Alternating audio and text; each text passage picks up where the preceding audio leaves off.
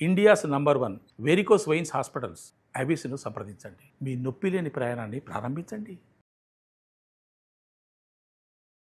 నమస్తే రమగారు. నమస్తే జయ. రమగారు, మాలతీ చందూర్ మీ ఫేవరెట్ రైటర్ కదండి. ఆవిడది ఇంకొక నోవెల్ ఏదైనా మాట్లాడుకుందామండి. ఏమిటో ఇంకా చాలా చాలా ఉన్నాయి జయ, అవన్నీ గుర్తులేవు. రాగరక్తిమ ఒకటి బాగా గుర్తుంది. రక్తిమ రాగరక్తిమ, రాగము అనురాగం యొక్క ఎరుపు. ఆహాహా, blood is thicker than water అంటామా, అంతే కదా. అలాంటిది అనమాట రాగరక్తిమ. బాగుంటుంది కథ. ఎప్పుడో చదివాను, మళ్ళీ ఈ మధ్య పుస్తకాలన్నీ తిరిగేస్తుంటే మళ్ళీ కనపడింది అనమాట. మళ్ళీ చదివారా రమగారు? చదివిన బుక్కే ఎలా చదువుతారు రమగారు మీరు? కొన్ని చదువుతాను జయ. మీకు పుస్తకాలు చదవని వాళ్ళకి చదివే వాళ్ళ తాలూకు ఆ లోపల జీలేమిటో మీకు అర్థం కాదు. నిజం అండి, 100%. నాకు కోత పుస్తకాలు చదివేసేద్దామని ఎంత ఉంటుందో, పాత పుస్తకాలు చదివినవి కొన్ని కొన్ని పట్టుకుంటాయి లోపల, మళ్ళీ చదువుతారు అవి. ఆ పట్టుకున్నవి మళ్ళీ చదువుతాను. సూపర్. అలా అనకూడదు మనం. ఇప్పుడు చూడు, నేను నా దగ్గర విశ్వనాథ్ సత్యనారాయణ గారిది 1000 పడగలు నువ్వు చాలా సార్లు అడిగావు, చెప్తావా? నా వల్ల ఏది కాదు అది. నాలాంటి వాళ్ళు 10 మంది ఉంటే ఆ 1000 పడగలు చెప్పగలుగుతాం. మరి మామూలు పుస్తకం అజయ్, అది మామూలుది కాదు. ఎన్ని కథలు ఉంటాయో, ఎన్ని క్యారెక్టర్సో, ఎంత లోతో, ఎంత డెప్త్. మన అపూర్వ చింతామణి వాటన్నిటికన్నానా? అంటే నేను ఒక వాక్యాలు కొన్ని మాట్లాడితే నీకు నచ్చుదో నచ్చదో.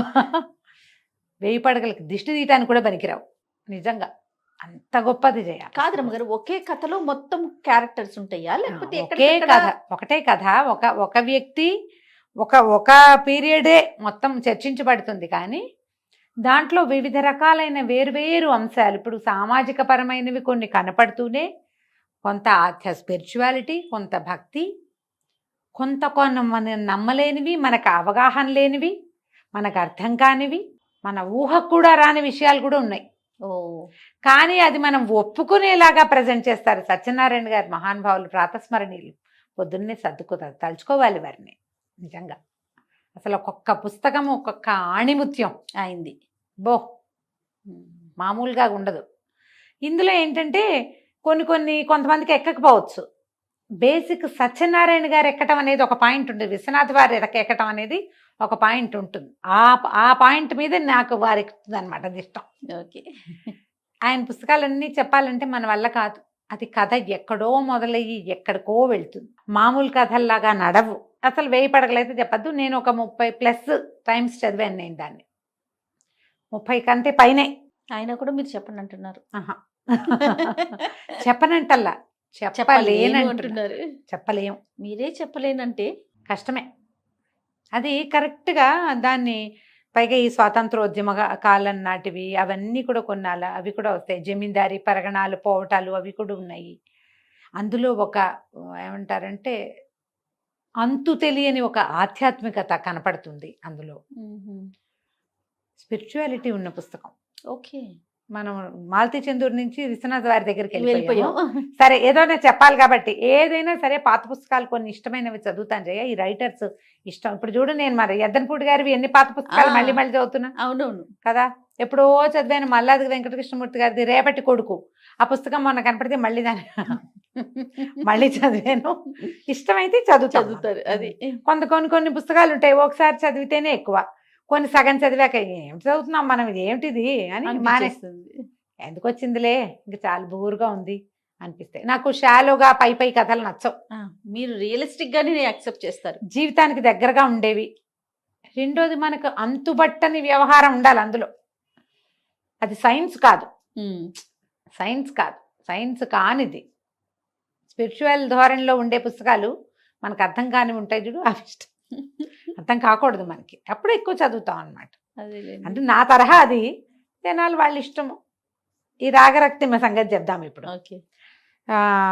ఇది ఒక పిల్లని ఇంకోళ్ళు పెంచుకుంటారు. సొంత తల్లిదండ్రులకి ఆ అమ్మాయి చేసింది కనపడుతుంది. ఇది 70s రాయబడిందే. ఒక మిడిల్ క్లాసు కథలాగా కనిపిస్తుంది, ఆసక్తికరంగా వెళ్తుంది.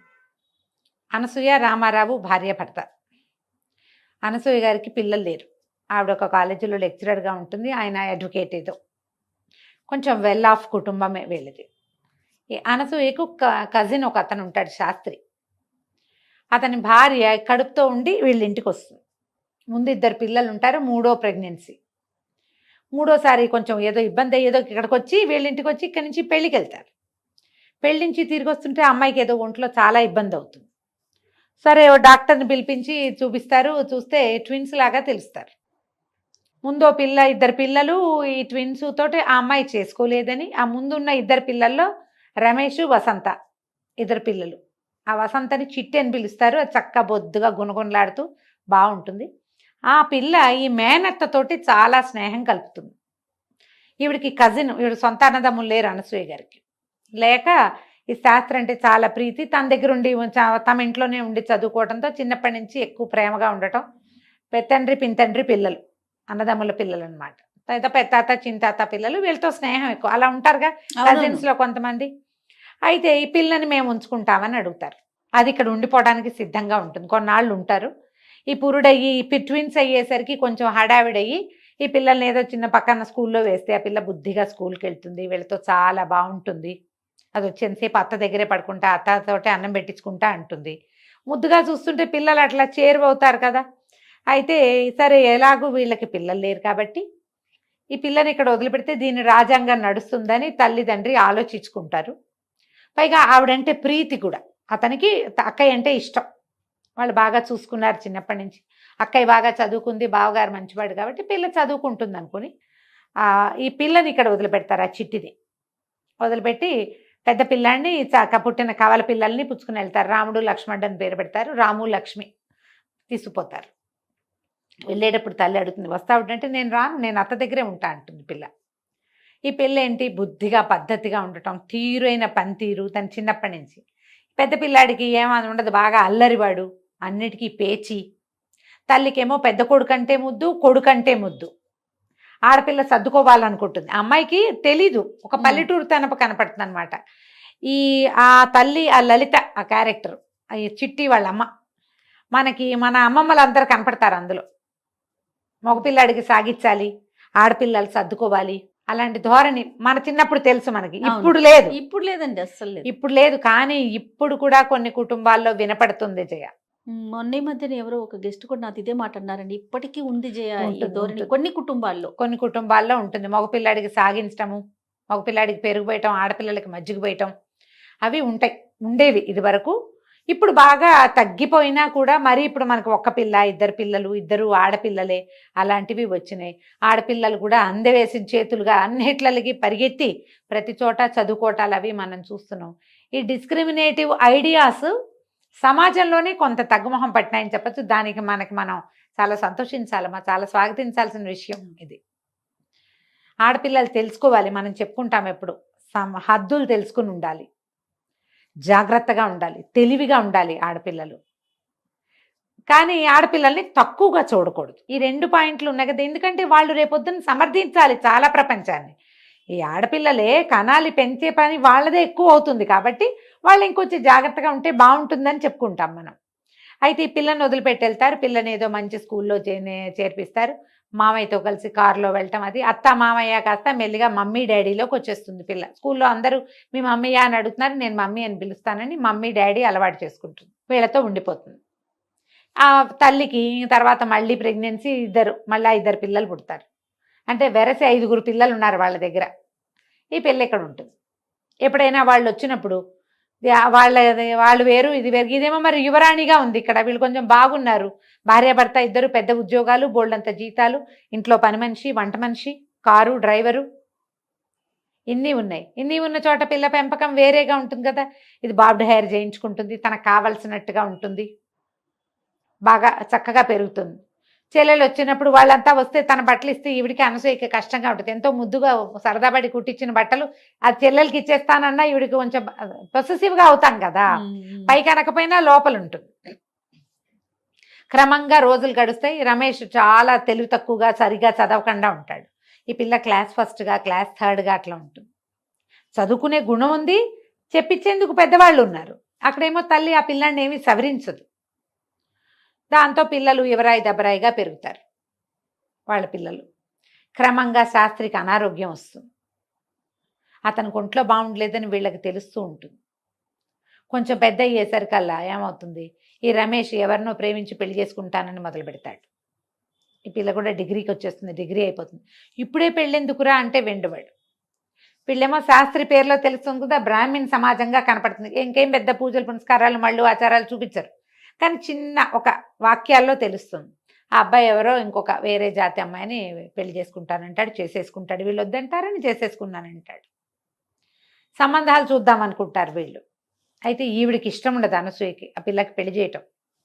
అది ఎంఏ చదువుతానంటుంటే అది దాని కాళ్ళ మీద అది నుంచుంటుంది. పిల్ల ఎప్పుడెందుకు పెళ్ళి అనిపిస్తుంది.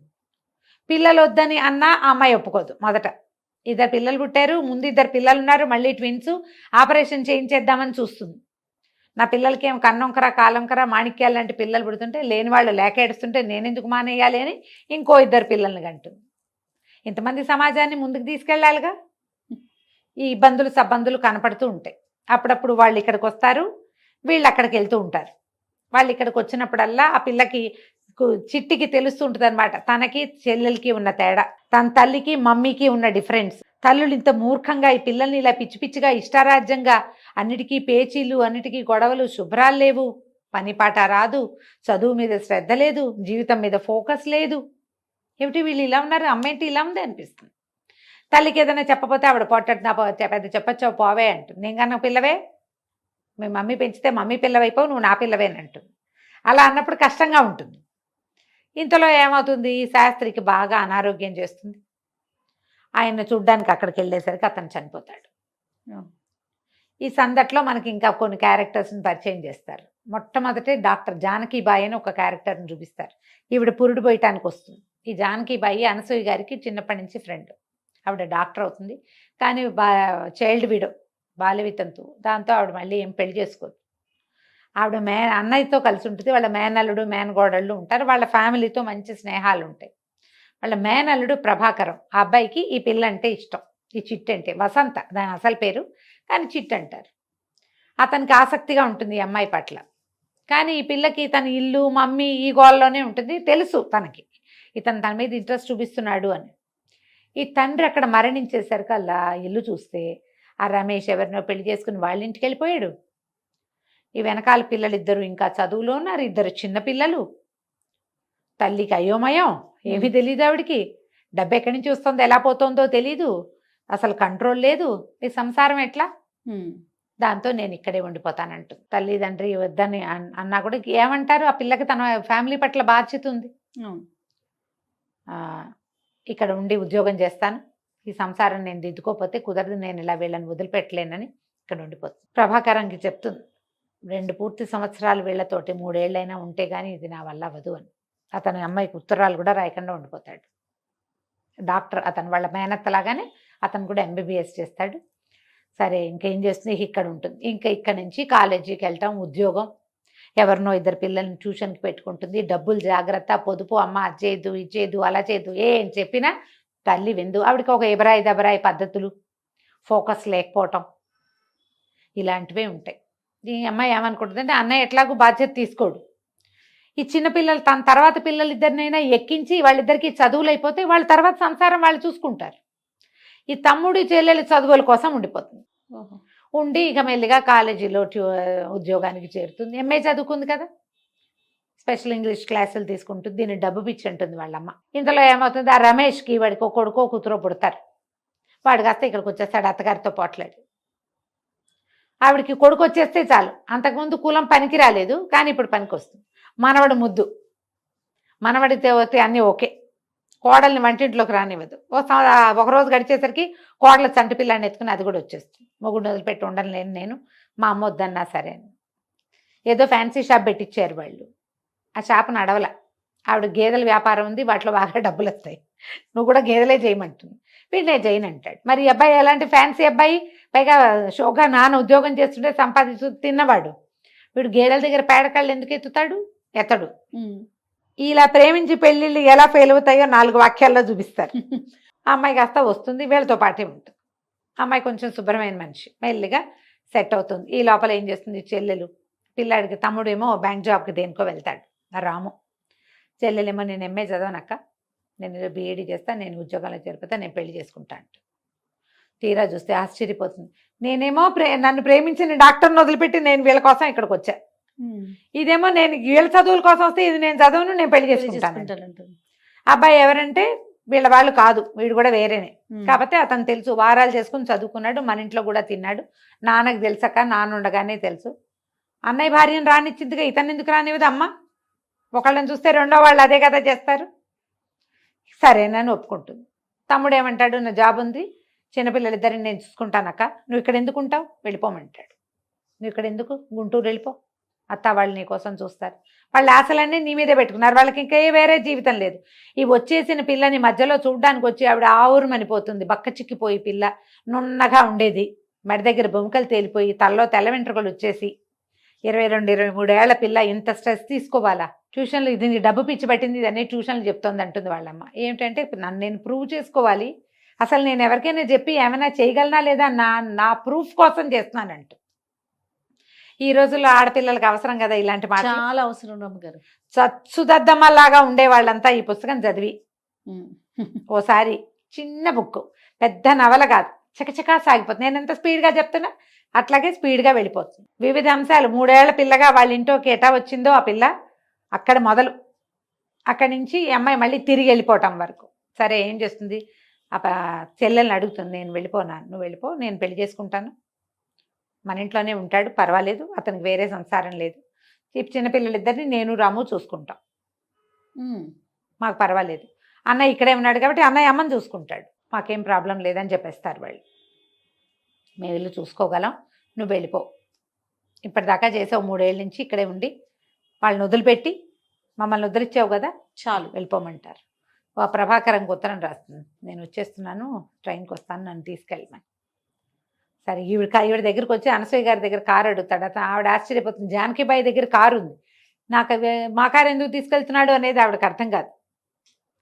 సరే ఆ కారు తీసుకొచ్చి ఆయన కారు ఎక్కించుకుంటాడు, ఆ ఊరంతా తిప్పి, నువ్వు ఒక రోజు రాత్రి ఎలా వచ్చావో మీ అత్త నువ్వు 100 సార్లు చెప్పారు, మీ మామయ్య కూడా ఆ రోజు రాత్రి చిట్టు ఎట్లా వచ్చింది మా ఇంటికి అని, అలాగే అదే టైంకి నిన్ను తీసుకెళ్ళి మీ మమ్మీకి అప్పచెప్తాను నేను అని చెప్తాడు. ఈ పిల్ల పెంపుడు వెళ్ళినా కూడా దత్తత ఒక వేరే ఇంట్లోకి వెళ్ళి వాళ్ళకి ప్రపంచంగా మారినా కూడా తమ ఇంటి పట్ల బాధ్యతగా ఉన్న ఒక అమ్మాయి సింపుల్ కథ ఇది. ఆడపిల్లలు బాధ్యతలు నేర్చుకోవాలి. పెళ్ళిళ్ళు అయిపోయాక లేదా పెళ్ళి కాకముందు వీళ్ళతోటి మాకేమిటి అనేవాళ్ళు. ఇప్పుడు బాధ్యత తీసుకునే ఆడపిల్లలు ఎంతమంది ఉంటున్నారో తీసుకొని వాళ్ళు కూడా ఉన్నారు కదా జయ. ఉన్నారు రమ్మ గారు, ఉన్నారు. అమ్మ నాన్నకి 2 ఆడపిల్లలు అయితే పెళ్ళి వాళ్ళు చావు వాళ్ళు చస్తారని వదిలిపెట్టేసేవాళ్ళు. ఒక్క ఆడపిల్ల అయినా సరే వాళ్ళని ఇక్కడ విడిచేసి ఫారిన్ వెళ్ళిపోతున్న వాళ్ళు. ఒక్కతే పిల్ల ఫారిన్ వెళ్ళిపోతాం, మీ అమ్మా నాన్న గతి ఏమిటి? వీళ్ళు ఎవరిని చూసుకుని బతకాలి? వాళ్ళకి ఏం ఆసరా? అలాంటి వాళ్ళు ఉన్నారా? వాళ్ళకు ఒక చెంపపెట్టుగా ఉంటుంది. ఇది సింపుల్ వాక్యాలతో తేలికపాటి కథనంతో వెళ్ళిపోతుంది. అప్పుడే 7-8 సార్లు చదువుంటా చిన్నప్పుడు, ఈ బుక్ మొదటిసారి చదివినప్పుడు. మళ్ళీ చదువుతుంటే నాకు అనిపించింది ఇది ఒక బాధ్యతని నేర్పే కథ. ఈజీగా సింపుల్గా పోయింది చూడు. కానీ తల్లిదండ్రుల తాలూకు ఒక తెలివి తక్కువతనం, మూర్ఖత్వం. ఆ కాలంలో 5-6 పిల్లలు ఉండే కాలం ఇది కాదు, పాతకాలపు కథ ఇది, 70లో కథ కదా. అయినా కూడా మనం అప్పటి సామాజిక పరిస్థితులు ఏమిటి, 19 వచ్చేసరికి పెళ్లి చేసేద్దాం అనుకునేవాళ్ళు. అందులోనే మళ్ళా ఒక నవీనత్వం ఏముంటుందంటే, ఈ అనసూయ గారికి పిల్లలు లేరు. పిల్లలు లేకపోవటం వాళ్ళిద్దరిలోనూ చిన్న చిన్న తేడాలు ఏవో ఉంటాయి. వాళ్ళు ఎంత సంతోషంగా ఉంటారో భార్యాభర్త ఒకళ్ళతో ఒకళ్ళు. ఈ దొరికిన పిల్లని పెంచుకుంటారు. అదే పిల్లని పెంచుకోవటం అనే పాయింట్ కూడా ఆ కాలంలో ఉండేది. ఇది కూడా ఒక మంచి ఐడియాగా తోస్తుంది నాకు. ఇలాంటి రకరకాల ఐడియాలు సింపుల్గా మానవ సంబంధాలని తేలికగా, అందులో ఉండే చేదుని కూడా తేలికపాటి వాక్యాల్లో అందించేస్తారు మాలతి గారు.